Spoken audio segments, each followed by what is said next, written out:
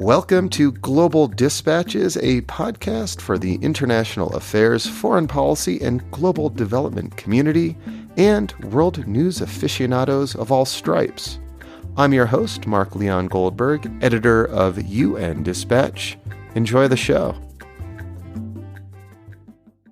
On April 14th, President Biden announced that U.S. troops will be leaving Afghanistan by September 11th, 2021, the 20th anniversary of the terrorist attacks that drew the U.S. into Afghanistan in the first place. The decision did not come as a surprise. Biden has long been a skeptic of a large U.S. military footprint in the country. Still, this is a significant inflection point in both U.S. foreign policy and for the future of Afghanistan. On the line with me to discuss the implications of the decision to end U.S. military presence in Afghanistan after 20 years is Adam Weinstein. He is a research fellow at the Quincy Institute for Responsible Statecraft and a military veteran who served in Afghanistan. We kick off with an extended conversation about the diplomatic context the Biden administration inherited when it took office in January. We then discuss how key players like the Afghan government, NATO allies, and of course the Taliban have reacted to this announcement.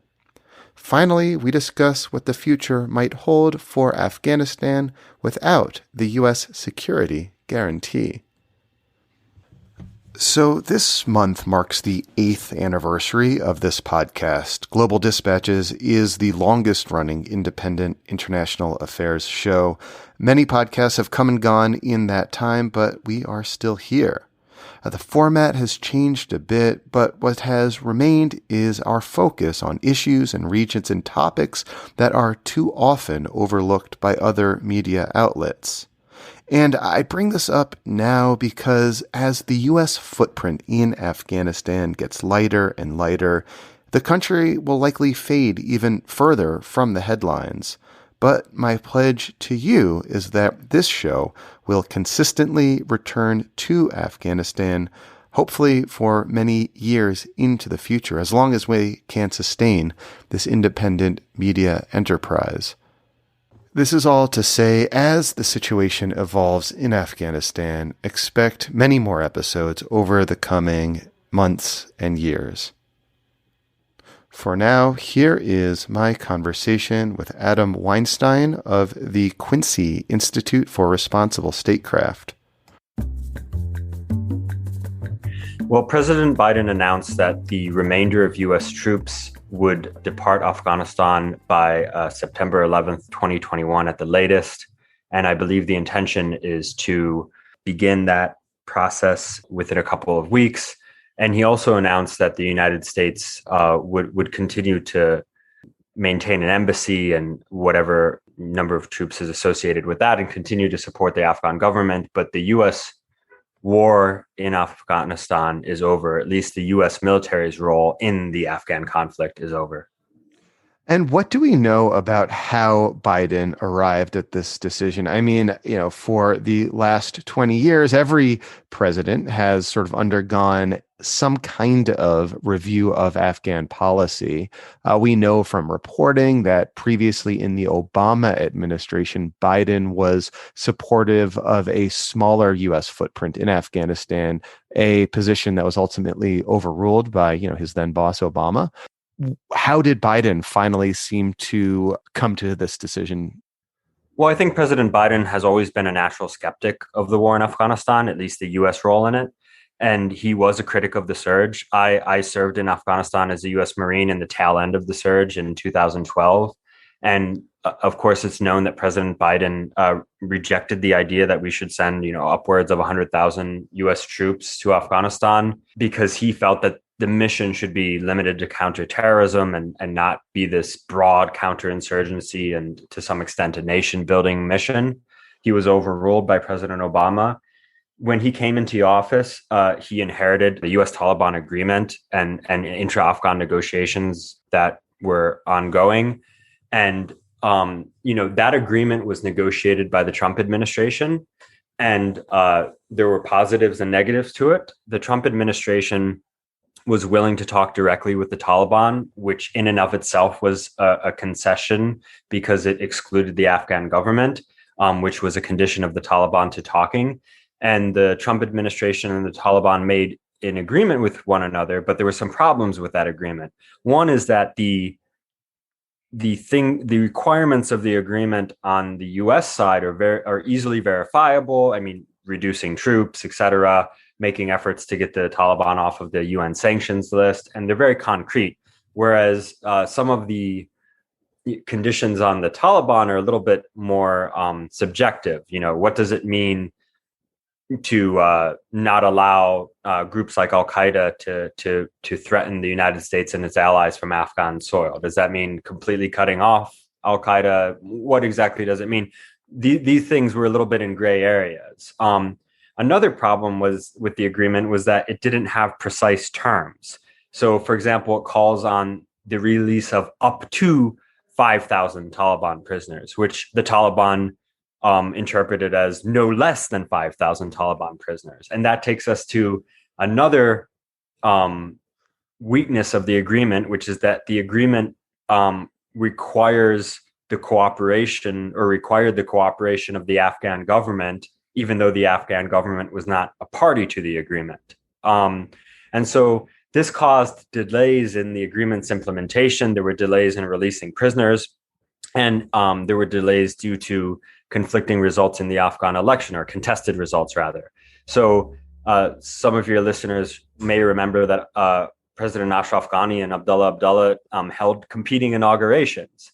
And the Trump administration threatened to withhold $1 billion in aid to try to push them towards a compromise. And so intra-Afghan negotiations began 6 months later than they were supposed to. I believe they were supposed to begin in March of 2020, and instead they began in September. And so by the time the Biden administration came into office, intra-Afghan negotiations were in bad shape. Now, of course, it wasn't just due to the some perhaps I don't want to say sloppy aspects of the agreement, because it might be the case that it would have been difficult to get a better agreement, but ambiguity is helpful in these situations. It's easier to sign an agreement if there's ambiguous understanding of what it actually means. Yeah, I think that's a key point. It's easier to get to a signed agreement that's ambiguous, but it's harder to enforce it. Mm-hmm. And that was the problem. And then the Taliban engaged in incredibly high rates of violence against the Afghan government and civilians throughout 2020. Mm-hmm. Now, notably, they did not kill a single U.S. service member or NATO service member during that 1 year 1 year out from that agreement. So that was a huge accomplishment from the U.S. perspective.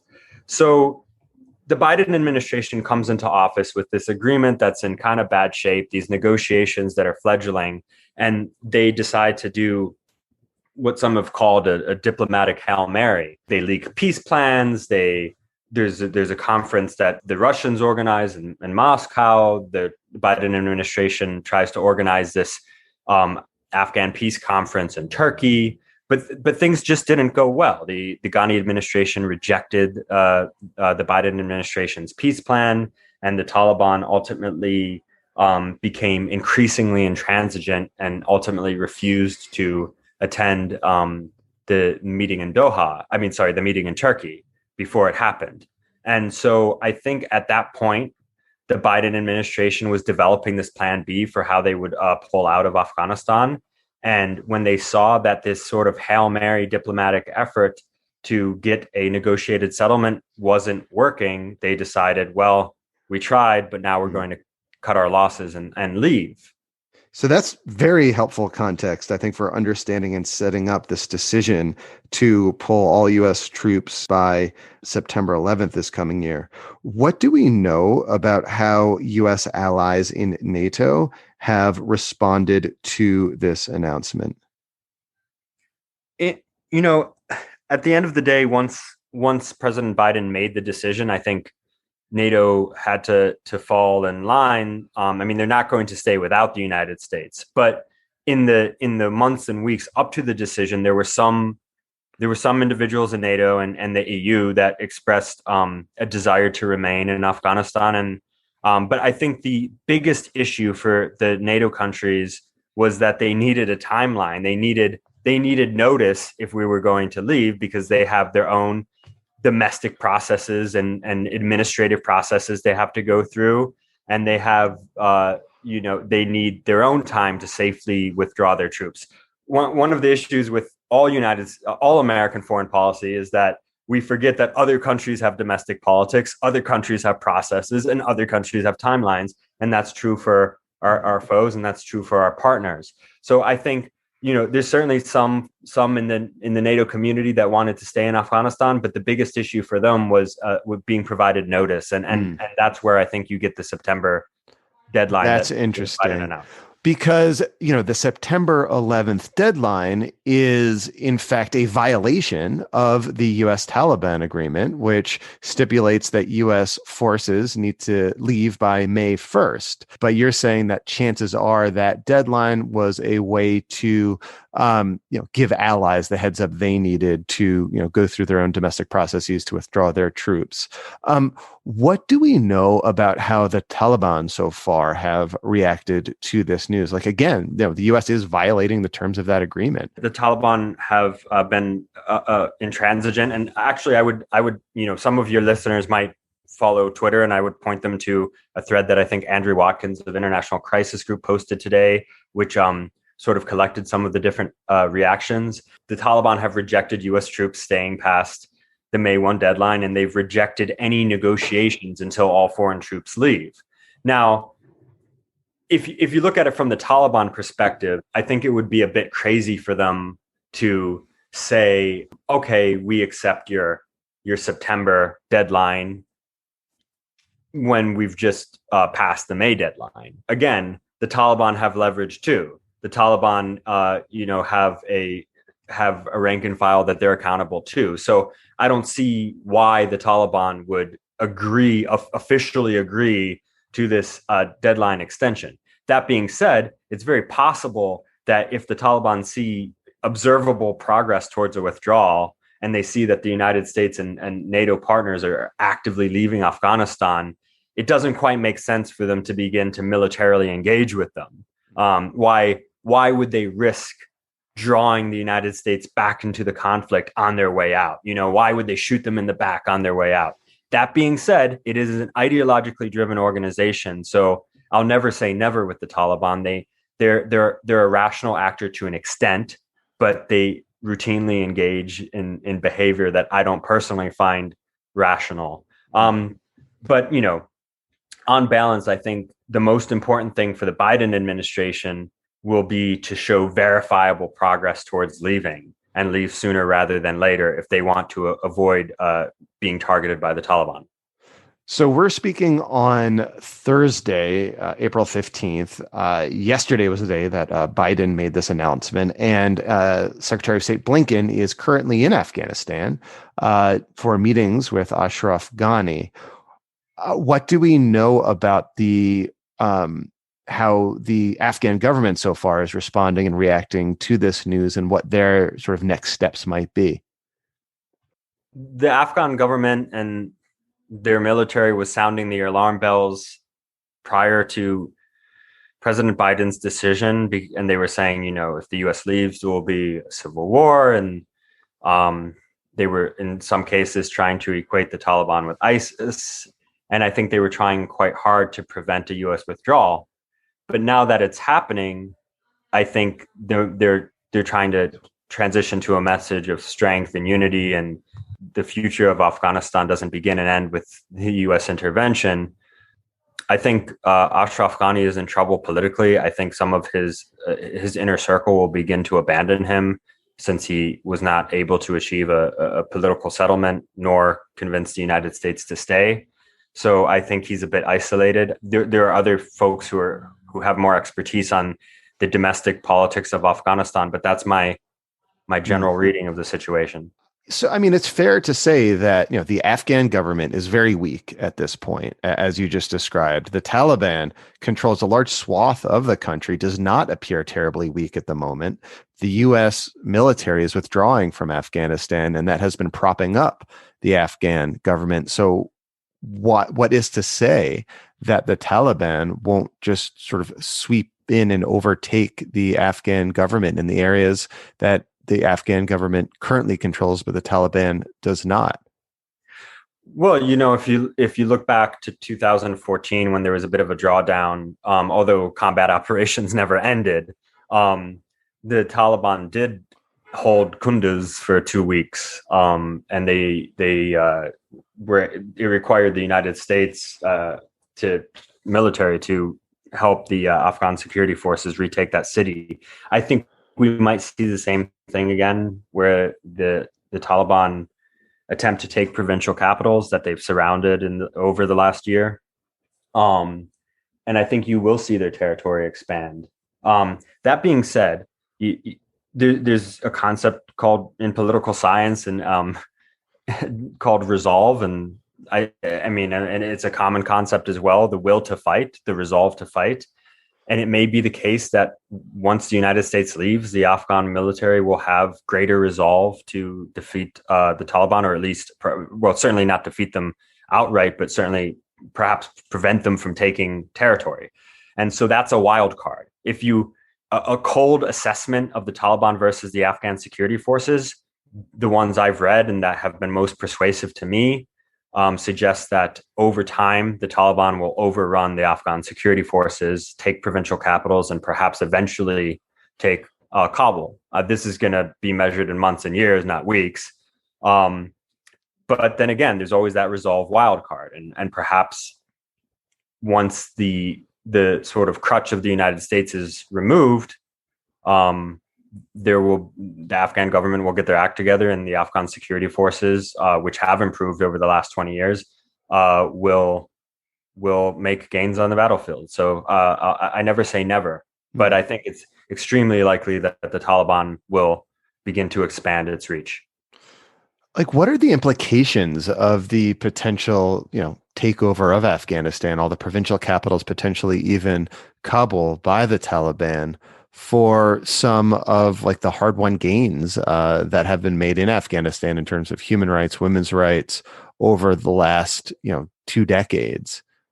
For a lot of rural Afghans, those gains never really happened because they were in the crossfire of a U.S.-led counterinsurgency and a Taliban insurgency, and they didn't really experience those gains. But it will be quite dismal for urban Afghans, and especially women and minorities who have increased their rights. I mean, that's something that you can't have rose-colored glasses on when you think about that. I think it's a sobering reality that just needs to be accepted. But I don't think that if the United States had remained militarily engaged in Afghanistan, that there was ever a sustainable military solution, because the U.S. itself was a driver of the conflict, among many other drivers. So we were essentially kicking the can down the road. And I think these same concerns would have existed 2 years from now, 4 years from now, 10 years from now. There's a recent article that was published in New Lines magazine by a journalist with the last name Kazizai, who he went to the Sangin Valley, which has been under the control of the Taliban since 2015, I think. And it was also a notorious hotspot during the war. I mean, I remember hearing Marines talk about the Sangin Valley. I was based in a Ruzgan province, but I remember the Sangin Valley was an infamous place to be sent. And this journalist lived there for a little while and saw what rule was like under the Taliban, and it of course was very restrictive. So I think the future of civil rights and human rights in Afghanistan looks bleak right now. But I reject a revisionist account of the war in which the United States was a blameless actor, or the notion that if the United States stayed militarily engaged, this trajectory could be altered. So, I mean, based on everything that you've said so far, it seems more likely than not that the Taliban will regain control of more and more territory across Afghanistan. What are the regional security implications for that? The regional implications in terms of refugee flows to Europe shouldn't be overblown. I think Pakistan and Iran will absorb the majority of the refugee flows, and to the extent that the international community can call on them to treat those refugees with dignity and also support them in doing so, I think that will be important. The Pakistani Taliban, known as the TTP, I think will be emboldened by the victory of the Afghan Taliban, and the TTP are already a bit ascendant in Pakistan. Again, terrorism inside Pakistan had plummeted compared to the rates that we had seen a decade earlier, and the TTP, I think, has made some inroads with some of the tribes in the area formerly known as Fatah, but that's now technically a part of the province Khyber Pakhtunkhwa. And I think that Pakistan will face a terrorism challenge if Afghanistan descends into civil war. So while the Pakistani establishment might be glad to see an ascendant Taliban in Afghanistan and a future Afghanistan that's not closely aligned with India, I think they will be very short-sighted to not realize that an unstable Afghanistan that is involved in a civil war will affect their own security. Going forward, I mean, what would an ideal U.S. policy look like for you in terms of like diplomatic engagement with the country, or perhaps even continued, military engagement in the country in some way or another? What might prevent the Taliban from regaining control of the country in a way that might be inimical to U.S. interests? Well, rather than thinking about it in terms of preventing the Taliban from regaining control of the country, which is in itself sort of a military framing of the problem, I think we should think about how we can support a negotiated settlement between Afghans, which may be unlikely, but is still a goal that's worth pursuing. It's just not worth pursuing using U.S. troops as leverage. So I would want to see the Biden administration use its diplomatic and economic leverage with countries in the region, especially Pakistan, to try to bring the Taliban back to the negotiating table. There is some leverage that the United States still has in terms of granting legitimacy to the Taliban, convincing them that they shouldn't take a path that turns them back into a pariah state. The UN sanctions removal and continued aid for Afghanistan, because whoever rules Afghanistan is going to require international aid. But this leverage is limited. We shouldn't exaggerate it. And it might not be enough to influence the Taliban's behavior, but it's worth pursuing regardless. Afghanistan is one country in a massive region, and it should be viewed in the context of South and Central Asia. And there's many other concerns in that region. You have two nuclear powers. You have climate change issues. So I think Afghanistan needs to be placed within the list of all of those priorities, and that the United States should continue to financially support the Afghan security forces, but that aid should be conditioned on reducing corruption levels and ensuring that the Afghan security forces themselves uphold human rights. So I don't think the United States should disengage from Afghanistan, but we have to recognize there will be limitations. And from a CT perspective, counterterrorism. From a counterterrorism perspective, it will be on the intelligence community and the Pentagon to figure out a policy that can manage risks that isn't contingent on continuous deployments to the country. And I think what President Biden did in his announcement was he didn't say that the risks have been eliminated. Al-Qaeda has been degraded. It hasn't been defeated. ISIS, the Islamic State for the Khorasan province, exists in Afghanistan. Threats still exist. But in a post-COVID world where we have seen all of these other threats, including pandemics and climate change and natural disasters, does it make sense to have this myopic focus on counterterrorism, especially if it's attached to a continuous deployment of U.S. troops in Afghanistan? And I think the Biden administration's answer to that is no, it doesn't make sense. Well, Adam, thank you so much for your time and your analysis. It's sobering. Yeah, that's true. There's no doubt about that. All right. Well, thank you.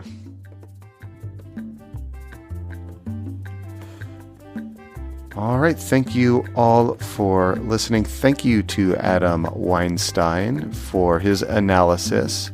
And as I said at the outset, I will continue to cover the situation in Afghanistan. I'll certainly bring on Afghan voices. That's something this show does consistently, is speak to people in the region about the issues affecting them. So expect that in the future as the situation evolves. And again, thank you for all your support over the years. As I mentioned, this is the 8th anniversary of this podcast, and I owe it all to you, the listener. So thank you. All right, we'll see you next time. Bye.